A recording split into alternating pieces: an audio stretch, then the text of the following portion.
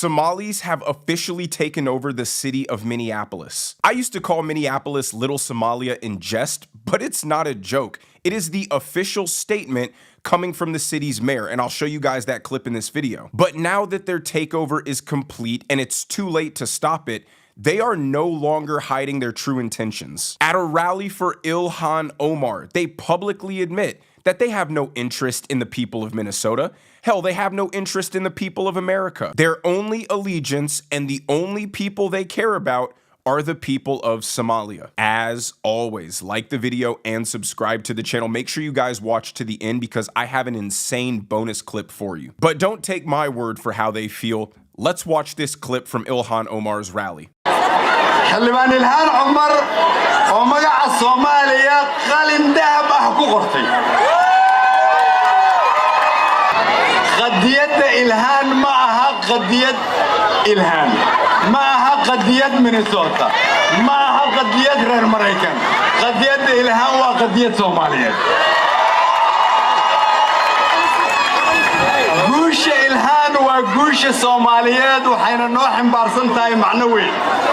The American left's obsession with multiculturalism and virtue signaling has created a situation where a sitting member of the United States Congress is pledging allegiance to a foreign nation. I wanted to show that clip first because everything else in this video will make so much more sense. They have no appreciation for our country and no intention on assimilating into American life and giving back and contributing to their fellow countrymen because they don't see Americans as their countrymen. They are in Minneapolis city government, Minnesota state government, and United States federal government with the sole intent of passing legislation that takes American taxpayer money and direct it exclusively to the pockets of Somalis. But let's check out this disturbing next clip of the mayor of Minneapolis, who is whiter than mayonnaise, bending the knee to the Somali population and declaring that Minneapolis, a once great American city, is now Somalian territory. Maaga Egawa Jacob Fry, Dolke Magalada, Minneapolis. Damaan, Sha'abka Somaliyed, Kayimid, Mogadishu, Garowe, Hargeisa, Bosaso, Bedabo, Kismayo, Wahan Rabah, in An Idin Shego, Minneapolis, Wa Magaladina, Wahad Kamid Tihin, Laf Dabarka. Magaladan Ka Digesa. The left hates American values, American tradition, American history so much and believe our destruction is so justified that they are happily aligning with people who publicly boast about their allegiance being to a foreign nation that plan to steal as much American tax money as possible to enrich themselves because their goal is, has, and always will be the prosperity of Somalia. But it's not enough that they've successfully leveraged liberal white guilt to get the mayor to submit to them. They must install one of their own to further cement Somali control within the state of Minnesota. We recently covered their socialist mayoral candidate, Omar, I'm the captain of this boat now Fateh. I'll throw his picture up on screen as a quick reminder. But now, unsurprisingly, Omar is under investigation for money laundering and corruption, for introducing legislation in the Minnesota state government that would direct taxpayer funds to his wife's organization. Take a look. A Care 11 investigation into Minnesota's troubled housing stabilization program, already exposed for widespread fraud, now reveals an unexpected connection to candidate and state senator Omar Fateh. We did discover something raising what a legal expert labels serious ethical concerns. Senator Omar Fateh's wife was a listed owner of a housing stabilization company, even as the senator and current Minneapolis mayoral candidate himself was pushing legislation to fast-track client approvals for the taxpayer-funded program. Senator Fateh, Senate File 2741. A bill that will address a critical delay in access to housing stabilization services, also known as HSS. It's March 24th, 2025, and Senator Omar Fateh is the sole author of a bill he says will speed up access for people to be approved for HSS. What was not known at the time was that Senator Fateh had an undisclosed tie to the HSS industry. Does this raise any red flags? It raises lots of red flags. Political science professor David Schultz has taught ethics for 25 years. He says what raises red flags is that Senator Fateh's wife, Keltoum Mohammed, was a founder and owner of Community Development Services, LLC, an HSS company. This is a situation where I think almost anybody schooled in, government ethics 101 would know that you can't introduce legislation that benefits yourself. This is the end goal of the liberal philosophy that America is an illegitimate country. The land was stolen, our wealth was gained through exploitation. Their self-worth comes from a competition amongst each other of who hates themselves the most. And the end result of this disturbing competition is the celebrating and pedestalizing of people who openly want to rob the American people for as much as they can and enrich a country they allegedly had to flee from. Minnesota is plagued by Somalis defrauding welfare and social programs, as you just saw from the mayoral candidate of the state's biggest city. But Democrats keep allowing it. In fact, they're encouraging it in the name of white guilt and compassion and equity. They actually stole over $200 million from the state of Minnesota that were meant for food programs to feed hungry children. That's how unscrupulous they are. Take a look. Tonight, another man charged in the Feeding Our Future meal fraud case. A man federal prosecutors say played a big role in funneling millions of dollars in taxpayer money out of the country. Lou Raguse has a look at the brand new charges today. The 74th person to be charged in the $300 million Feeding Our Future meal fraud case, Ahmed Naji Sheikh, is the brother of one of the most notorious defendants, Abdi Aziz Farah, who was recently sentenced to 28 years in prison. Farah was convicted with a group of others of stealing $50 million of taxpayer money. Now his brother Sheikh is accused of helping him launder that money. Now, in any normal country, this would cause a major backlash from the native population. But liberals actually want this. This is the greatest form of social justice. And anyone else who dares to speak out against programs getting robbed that are meant to feed hungry children are silenced and called bigots and racist and intolerant. And when you understand the entire game plan, it starts to make sense. Did you guys know that 25% of Somalia's GDP comes from remittance, money being sent from the United States to Somalia? So the strategy is to steal money from the American taxpayer,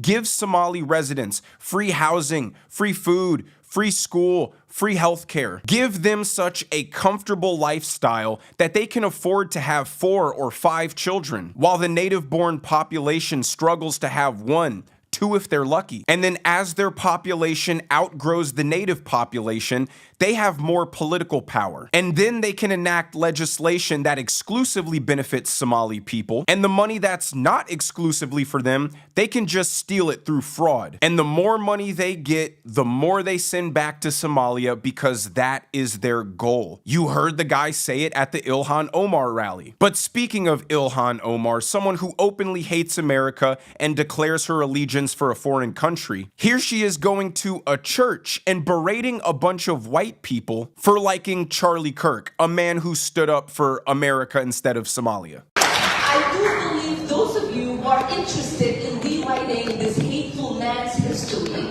are full of shit. Thank you.